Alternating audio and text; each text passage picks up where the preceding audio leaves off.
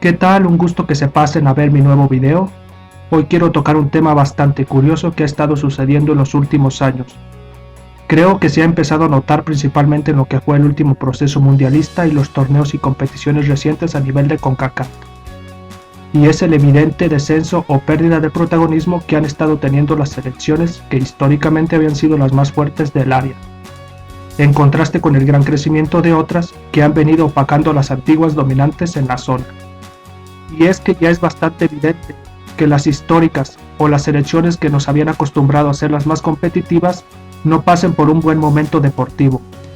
Honduras, Costa Rica y México habían sido algunas más que otras equipos sumamente representativos dentro de nuestra confederación, asistiendo a mundiales, teniendo representaciones importantes en torneos locales e internacionales, y en el caso de México siendo la dominante total dentro de la CONCACAF sin discusión alguna, pero que en los últimos años ha visto cómo los estadounidenses han empezado a desplazarlos y quitarles la corona que por tanto tiempo habían portado.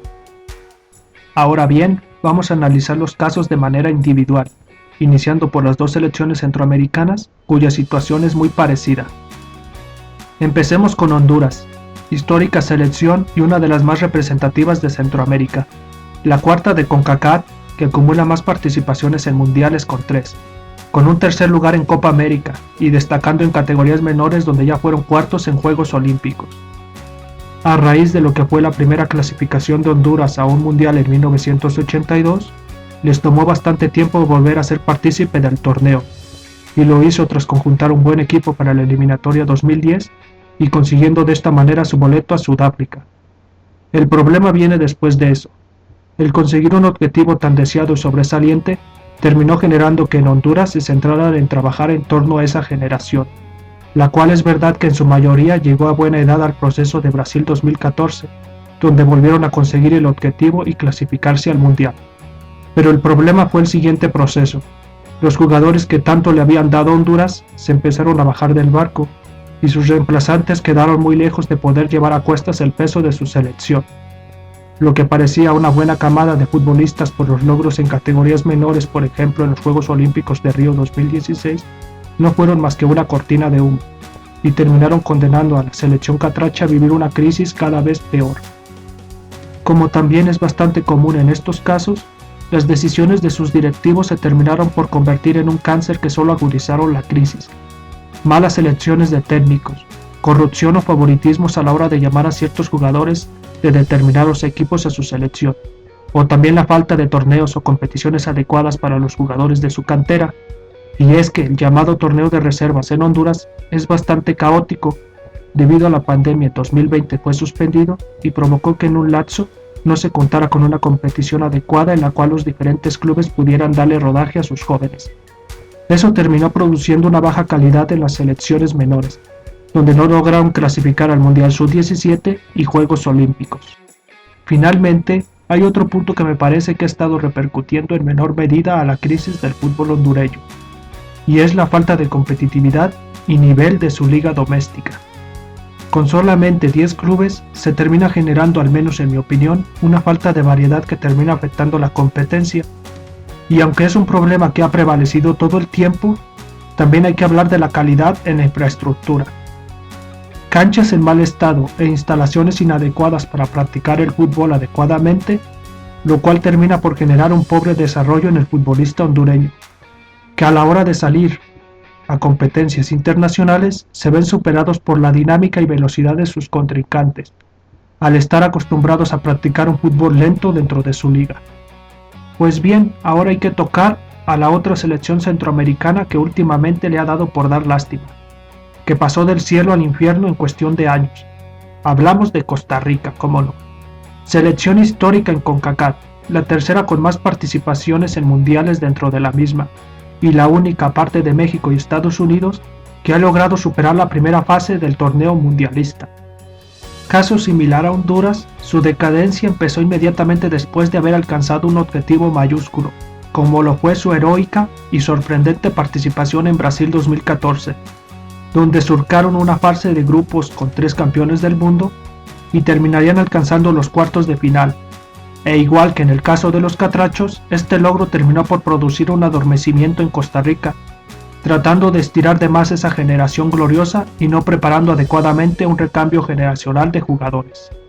Aunque en este caso sí considero que el principal contribuyente a que el fútbol tico atraviese la crisis actual va muy ligado a lo administrativo. Se tomaron muchas decisiones que terminaron de perjudicar y arruinar el buen momento que vivían en 2014. Primero, rompiendo la relación con el director Jorge Luis Pinto, algo inexplicable por los resultados que había entregado. Los dirigentes empezaron a empoderar de más a los jugadores y permitirles mucha voz en la toma de decisiones. Hasta el proceso rumbo a 2018 todo fue relativamente bien. Es cierto que no se alcanzaron los resultados pensados, pero seguían siendo un equipo que imponía cierta jerarquía dentro de la zona. Pero de cara a Qatar 2022, la falta de un recambio generacional se hizo bastante notoria. La cuerda de Brian Ruiz, Celso Borges, Duarte, Gamboa, Oviedo, etc. se empezó a terminar, y los que venían atrás no contaban con la calidad para sustituirlos. Aquí entra un pésimo trabajo en fuerzas básicas a nivel dirigencial. La gente puesta a llevar las riendas de los jóvenes en Costa Rica no fue la adecuada y acumularon fracasos en selecciones menores a un nivel abismal. La falta de fogueos en mundiales u olímpicos terminó afectando a sus nuevas generaciones y provocó que las últimas camadas de futbolistas ticos se quedaran muy lejos de siquiera seguir compitiendo dentro de la misma zona. Obviamente lo que fue Brasil 2014 terminó cegando en cierta medida al fútbol tico. Dejaron de trabajar adecuadamente y mantuvieron a personas incorrectas al mando de sus selecciones. El último, Luis Fernando Suárez, que tras conseguir clasificarse a Qatar 2022 de manera agónica, terminó generando una falsa ilusión y produciendo su renovación, sin tomar en cuenta lo que ese equipo demostraba en la cancha, donde en verdad no jugaba nada. Quedaron desnudados en el Mundial y el declive solo se agudizó este año, donde nunca se mostró un nivel de juego y progreso al mando del DT colombiano. Tuvo problemas con jugadores a los que dejó de lado y a la larga provocó su destitución. Pero con todos los problemas de fondo que se viven en el fútbol tico y la falta de jugadores determinantes y de calidad, el panorama no se ve para nada bueno. Y ahora sí se viene lo más interesante. ¿Qué puedo decir en torno a la selección mexicana que ya no sepan? Primero, a diferencia de los otros dos casos, el declive de la selección azteca no se dio de golpetazo o en un corto periodo de tiempo. La situación actual de México es la acumulación de una historia llena de errores, que se fueron agravando más y más hasta que por fin repercutieron y quedaron a la vista de todos. Como si de una bola de nieve se tratase, las múltiples malas decisiones que han tomado la gente de pantalón largo y administraciones dirigenciales que se empeñan en ser peor que la anterior, tienen al tricolor en su peor bache en los últimos 30 años. Es muy fácil identificar las enfermedades que se viven en el fútbol mexicano: multipropiedad, compra y venta de franquicias, aumento paulatino de jugadores extranjeros, los directores técnicos, directivos, formadores, etc., puestos a dedazo por determinados grupos que buscan sus propios intereses. A esto también podíamos agregar la mafia en cuanto a jugadores llevados a selección. Es bien sabido que determinados futbolistas van solo por el marketing y dinero que puedan generar, y no por lo que realmente aportan futbolísticamente. La inflación de los jugadores mexicanos también se ha vuelto un problema, ya que muchas veces les impide emigrar a Europa por su sobreprecio. Y ligado a esto está también la pobre mentalidad de muchos jugadores, que priorizan lo económico antes que buscar mejorar en lo deportivo. Estos son algunos problemas que históricamente siempre ha tenido el fútbol mexicano, y que fueron de a poco mermando la calidad del mismo. Por supuesto, en los últimos años, lo único que hizo es empeorar. Digo, ¿a quién diablo se le ocurrió que eliminar el descenso y ascenso, ampliar a 12 equipos la liguilla o montar un torneo entre la MLS y la Liga MX era buena idea? En serio, es nefasto el cómo se maneja nuestra liga y selección. Esto ha llevado al fiasco que fue el Mundial de Qatar y a ver cómo Estados Unidos nos pone el pie encima. También hay que agregar el problema que ya mencioné en los dos análisis anteriores. La selección actual tiene una calidad de jugadores sumamente limitada. Sin tener antes unos futbolistas envidiables, es muy notorio que hoy en día no se tienen las herramientas adecuadas para montar un equipo más competitivo. Esa es una verdad que no se puede negar.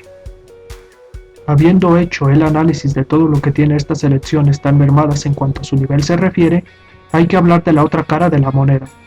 El momento de México, Costa Rica y Honduras, es más notorio porque en CONCACAF se ha generado un crecimiento en paralelo de otras selecciones que antes no figuraban, o no lo hacían a este nivel en el caso de Estados Unidos, ya que los gringos siempre han sido de las mejores selecciones de la zona. Los casos más notorios, ya que pasaron de 0 a 10, son Panamá y Canadá.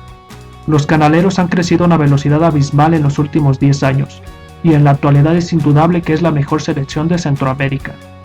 Un proceso continuo, al mando de Thomas Christensen, donde se nota una progresión de nivel, con un conjunto de jugadores de calidad que se desempeñan principalmente en la MLS y ligas sudamericanas, y sobre todo, estableciendo un proyecto en fuerzas básicas envidiable, que ya está dando resultados. En el caso de Canadá, va más ligado a la buena generación de jugadores que tiene. Aprovechando la ola de futbolistas jóvenes que la MLS empezó a enviar a Europa, logró poner a algunos de los suyos en el viejo continente y sacar réditos. También es cierto que apoyados por el actual presidente de la CONCACAF, Víctor Montagliani, logró clasificarse al último mundial, aunque no se puede negar su desarrollo. El crear una liga canadiense aparte del MLS les da más posibilidades a sus jugadores de competir y desarrollarse. El buen proyecto que tienen los ha llevado a su segundo mundial y ser una selección sumamente competitiva en la zona, siendo fácilmente top 3 de la misma. Y de parte de Estados Unidos, poco se puede decir.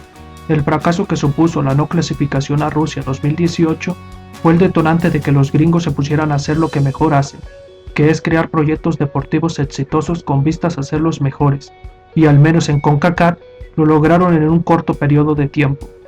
Antes siempre se destacaron como una de las mejores de la confederación, pero en cuanto a tener el título como el gigante de la misma, nunca lo habían logrado.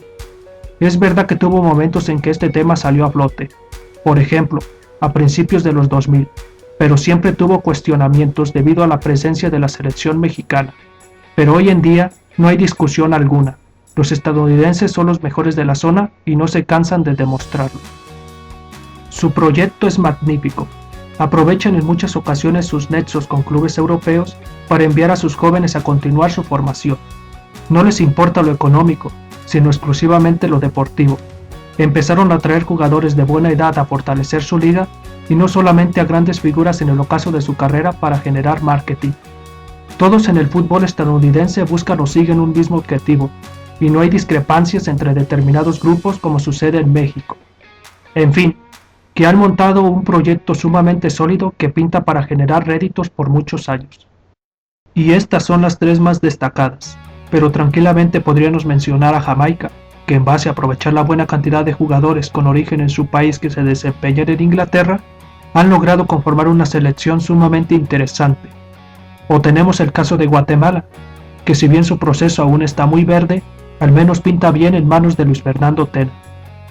Aquí tenemos la situación curiosa, donde al mismo tiempo que los grandes de la zona han venido decayendo, otras han tenido una evolución que incluso los ha llevado a competir y opacar a los ticos, catrachos y aztecas. Con Panamá convirtiéndose en la mejor de Centroamérica por encima de los de tradición como Costa Rica y Honduras, o México perdiendo la etiqueta de gigante a manos de Estados Unidos y con Canadá pisándole los talones. Al final, con todo este análisis, es bastante fácil identificar que mientras las históricas de la Confederación se durmieron en su zona de confort y no hicieron nada para continuar creciendo, otras se pusieron a trabajar en silencio, dando como resultado lo que se vive actualmente. Bien, eso es todo por el video de hoy. Me gustaría que dejaras en los comentarios tu opinión. ¿Por qué crees tú que las antiguas grandes de CONCACAF han perdido prestigio mientras otras selecciones no dejan de crecer? Te invito a dar like al video y suscribirte. Hasta